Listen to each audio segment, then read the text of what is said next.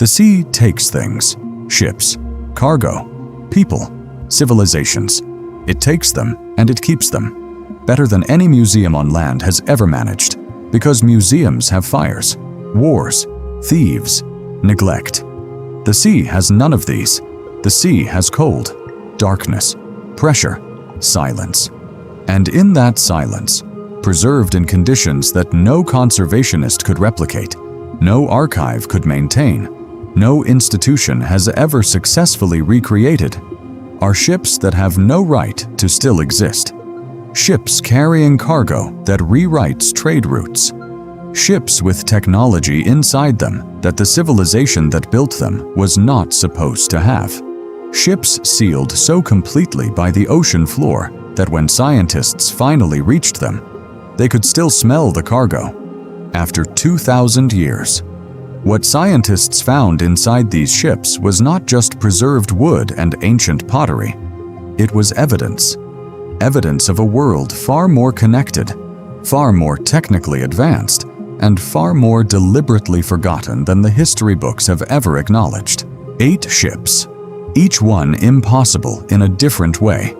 A vessel found not in the ocean, but sealed beneath a pyramid, intact, still carrying its original cargo, its wood still fragrant with cedar oil after 4,500 years. Twin pleasure barges the length of a football field, found at the bottom of a crater lake in Italy, containing rotating dining rooms, heated baths, and a mechanical system that engineers in the Renaissance would have struggled to design. A trading ship from the 4th century BC, discovered with its cargo still stacked exactly as the crew left it, carrying goods from 6 different civilizations that official history says had no contact with each other. And a vessel whose navigation technology was so sophisticated that when it was recovered from the seafloor, mathematicians assumed it was a forgery. It was not a forgery. It was simply ahead of its time by 14 centuries. 8 ships. 8 moments where the ocean floor gave back something that changes what we thought we knew. This is what scientists found inside. Cairo, 1954. An Egyptian archaeologist named Kamal el-Malak was supervising excavation work at the base of the Great Pyramid of Giza, routine clearance, removing limestone debris accumulated around the pyramid's southern face over centuries. His crew struck a line of mortar, then another, then 41 more, a sealed pit, carved directly into the bedrock, covered by 41 limestone blocks, each one weighing several tons, sealed with plaster, untouched for 4,500 years. El-Malak made a small hole in the mortar and stopped, because through that hole came a smell. Cedar wood, fresh cedar wood, not ancient, not stale, not the faint chemical ghost of something long gone. The unmistakable scent of freshly cut cedar, as immediate and present as if someone had opened a carpenter's workshop. Inside that sealed pit, in darkness unbroken since 2500 BC, the atmosphere had preserved everything exactly as it was left, including the smell. What El-Malak found inside was a ship, dismantled into 1,224 separate pieces, arranged in 13 layers, each piece placed in precise sequence so the vessel could be reconstructed. A boat 43 meters long, built entirely without metal nails or fastenings of any kind. Instead, rope. Cedar planks lashed together with halfa grass, woven so precisely and tensioned so expertly that the hull became watertight through the swelling of the wood itself when it contacted water. Modern naval engineers who studied the Khufu ship's construction reached one consistent conclusion. The technique works better than nails. In seawater, the lashed hull flexes rather than resists wave action. The planks swell to seal against each other under pressure. The entire structure becomes more stable, not less, as conditions become more demanding. A design solution that Egyptian shipbuilders had arrived at in 2500 BC, and that modern yacht builders began to rediscover only in the mid-20th century. The ship was never used on water. It was placed there to carry the pharaoh across the sky, which means the most advanced flexible hull ship construction technique of the ancient world was built specifically to never touch the ocean, and survived 4,500 years because someone sealed it with enough care that even the smell stayed in. From a ship buried under stone that smelled of fresh cedar after 4,000 years, to twin vessels at the bottom of a volcanic lake that contained technology Rome should not have had for another 1,000. Lake Nemi, Italy, 20 kilometers south of Rome, a crater lake, formed in the caldera of an ancient volcano, deep, cold, clear. Local fishermen had known for centuries that something large was on the bottom. They had been pulling up fragments, bronze fittings, marble tiles, sections of carved wood, since the 15th century. In the 1440s, Leon Battista Alberti, one of the greatest architects of the Renaissance, was commissioned to raise them. His attempt failed. The lake won.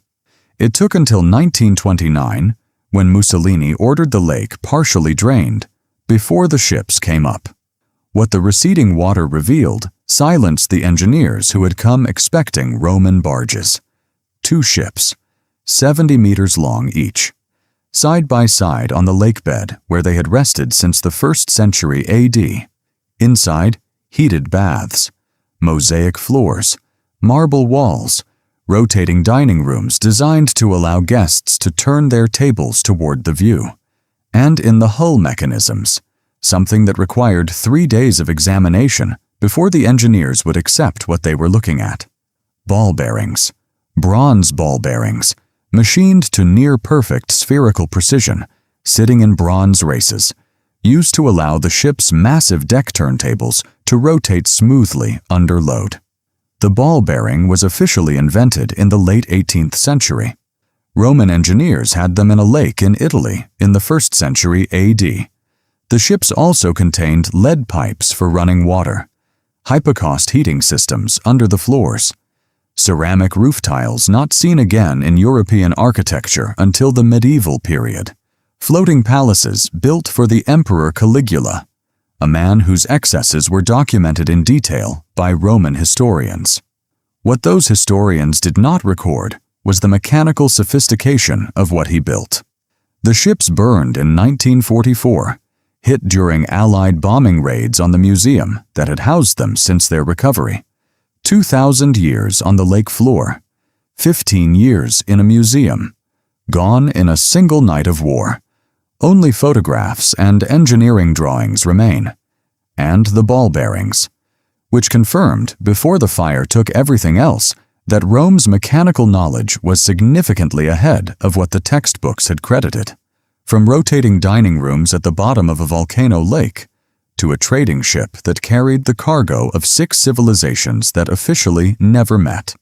Off the coast of Turkey, near the town of Kos, 1982, a sponge diver named Mehmed Kakir surfaced from a routine dive and reported something he had seen 47 meters below.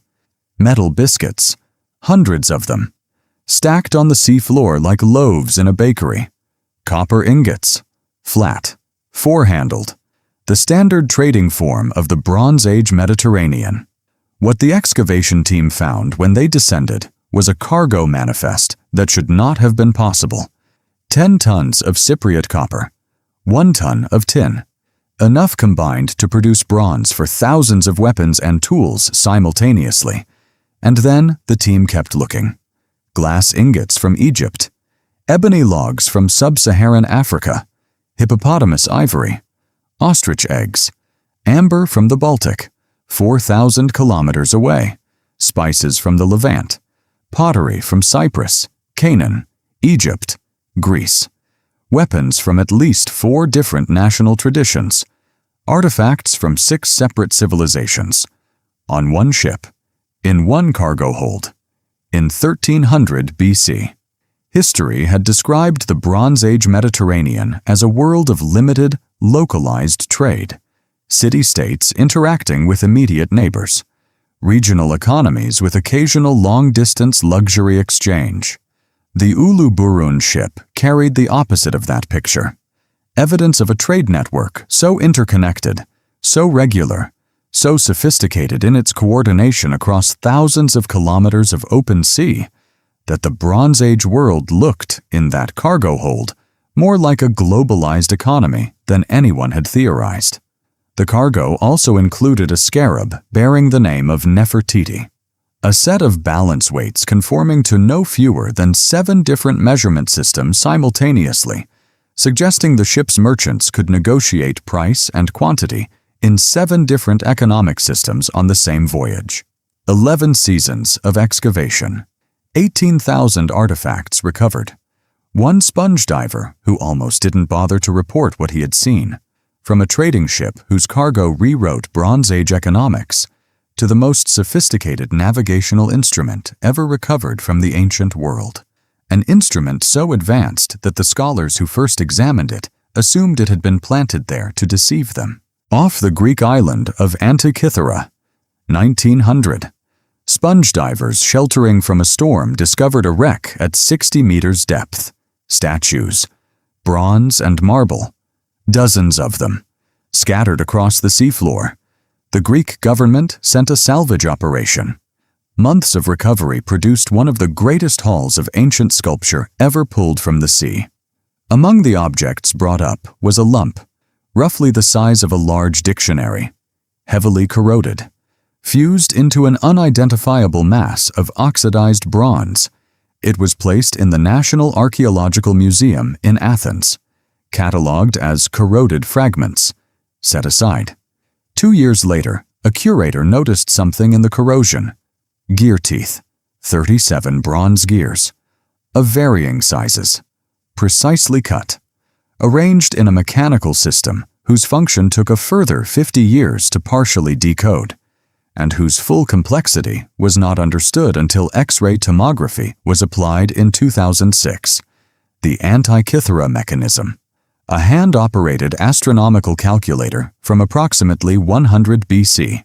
It tracked the position of the sun and moon, predicted lunar and solar eclipses with a Saros cycle calculation requiring 223 lunar months of integrated tracking, displayed the 4-year cycle of the Olympic and other Pan-Hellenic Games, modeled the irregular elliptical orbit of the moon, a mathematical subtlety not formally re-derived in European science until the 17th century. All of this, in 37 gears, built in 100 BC. Equivalent mechanical complexity in European clockmaking did not appear until the 14th century AD, a gap of 1400 years. In 2016, University College London researchers reconstructed the front panel display mechanism from the tomography data. The reconstruction required a gear arrangement so elegant and compact that the engineering team spent weeks verifying. It was actually achievable with ancient Greek metalworking techniques before they would publish. It was achievable. It had been achieved. 2,100 years ago, on a ship that went down in a storm, in a lump of corroded bronze that sat in museum storage for 2 years before anyone looked carefully. Who carried it? Where it was made? Whether other examples existed? These questions have no answers. From a calculator 14 centuries ahead of its nearest equivalent, to a fleet of ships preserved by the one thing more hostile to life than the open ocean, the Black Sea. 2017. A research vessel operated by ocean explorer Robert Ballard, the man who found the Titanic, was mapping the ancient coastline of what is now Bulgaria, at 2,000 meters depth, in total darkness, in water that contains no oxygen, in water that contains almost no life. Because below 150 meters, the Black Sea is anoxic, chemically hostile to the bacteria that decompose organic material everywhere else in the ocean. Organic material in the Black Sea deep does not rot. It simply stays. The remotely operated vehicles sent down found a trading vessel approximately 23 meters long, its mast still standing, its rudder still in position, its deck structure intact, its hull planking showing the original tool marks from the shipbuilder who shaped them. Dating placed its construction at approximately 400 BC, 2,400 years on the seafloor, fully intact. By that point, the Black Sea had already yielded more than 60 ancient vessels to systematic survey: Greek merchant ships, Roman trading vessels, Byzantine cargo carriers, each one preserved at a level that wooden shipwrecks in oxygenated water simply cannot achieve. In the oxygenated Mediterranean, a wooden ship on the seafloor survives for decades before biological decomposition claims it. In the Black Sea, those same materials have been sitting, undisturbed, for periods ranging from 500 to 2,000 years. The ships from the anoxic zone retain organic material at a level that allows dendrochronology, dating from individual tree ring patterns in specific planks, to identify not just when a tree was felled, but sometimes which forest it came from. Ropes still attached to the rigging, ceramic amphorae still in the positions they were placed in, evidence of the last actions of the crew preserved in the arrangement of objects on deck. A museum the sea built accidentally, by being too hostile for the organisms that would otherwise consume everything, from ships preserved by poison water, to a vessel that carried a secret so significant that the people who sent it may have intended it never to be recovered. Between the Greek islands of Hydra and Dokos, 1975, Greek archaeological diver Peter Throckmorton was surveying an area of the Aegean that local fishermen had long avoided, claiming the bottom was rocky and unpredictable. What the sonar showed was not rock. Ceramic vessels, hundreds of them, covering an area of the seafloor roughly 30 meters across, the Dokos shipwreck, subsequently dated to approximately 2700 BC, the oldest shipwreck ever found, 4,700 years old. The cargo was intact. Early Helladic pottery, storage jars, cooking vessels, sauce boats, consistent with mainland Greek production of the early Bronze Age. What made Dokos significant beyond its age was what the cargo arrangement revealed about the people who loaded it. The amphorae were not randomly scattered, stacked, organized, positioned in a way that suggested a practiced, professional loading system. Ceramic vessels nested and braced against each other to minimize breakage under wave action. Professional cargo management. On a ship from 2700 BC, in a period when mainstream archaeological models describe Aegean seafaring as coastal, short-range, and essentially unsystematic. The Dokos ship was not hugging the coastline. It was in open water between islands, carrying a commercial cargo organized by people who loaded ships for a living. 4,700 years ago, the oldest evidence of organized maritime trade ever found sits on the bottom of the Aegean, where fishermen have been snagging their nets on it for centuries, without knowing what they were catching on. From the oldest known organized cargo, to a ship that was carrying something so far from home that historians spent years debating whether the navigation required was even possible. Off the Indonesian island of Belitung, 1998, sea cucumber divers found a mound of objects on the seafloor. They reported it. What archaeologists recovered was an Arab dhow from the 9th century AD, built in the tradition of the Arabian Gulf, constructed using the sewn plank technique developed across multiple ancient maritime cultures independently. A ship from the Middle East, in Indonesian waters, in 830 AD. The cargo inside stopped the excavation team.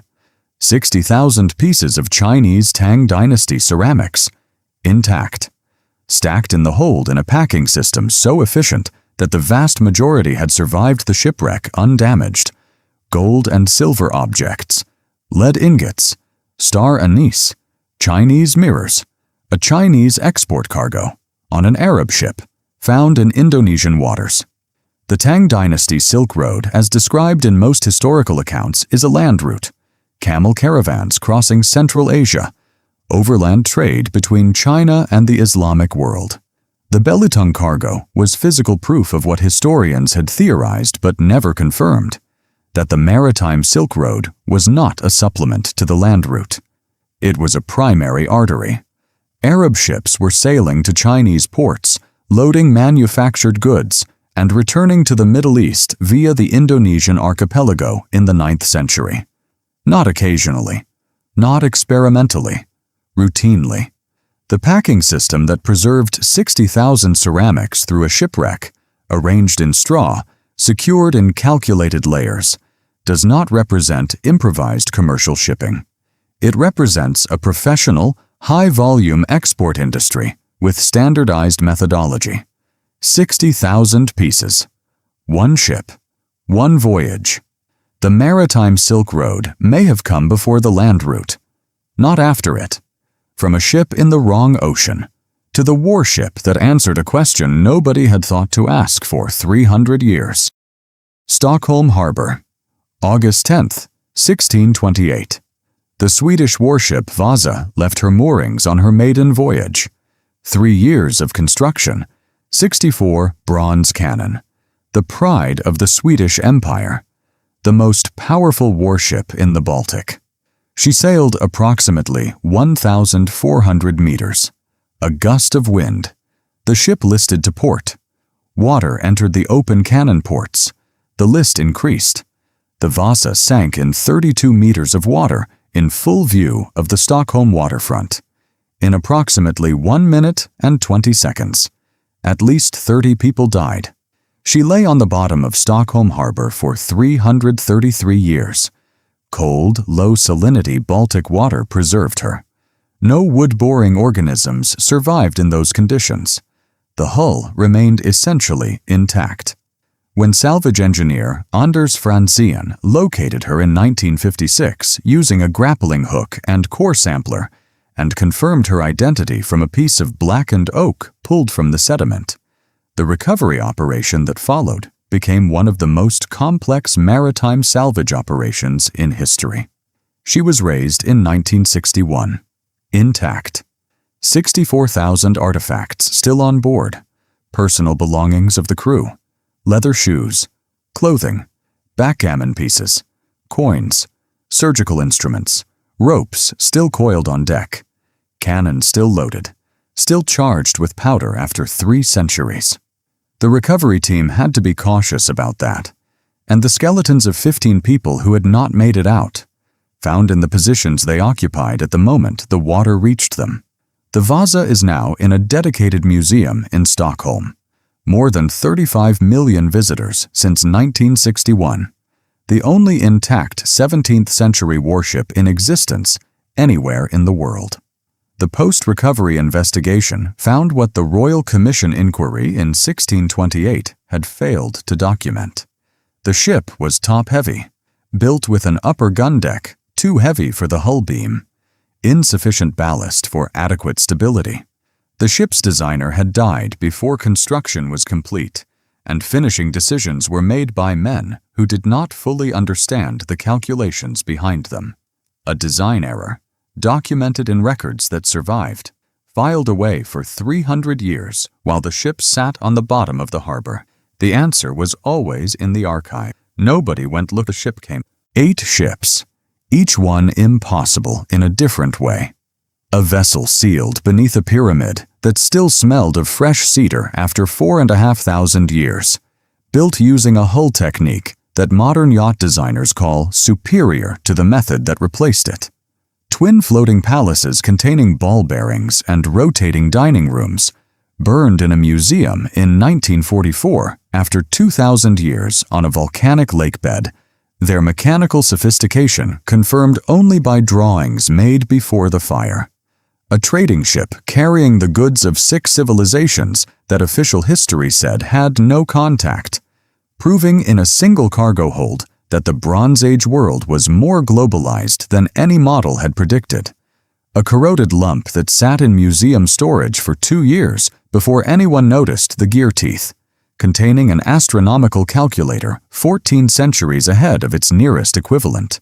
60 ancient vessels in a poisoned sea, preserved not by human intention, but by the chemical hostility of the water around them, still showing the tool marks of the hands that shaped their planks.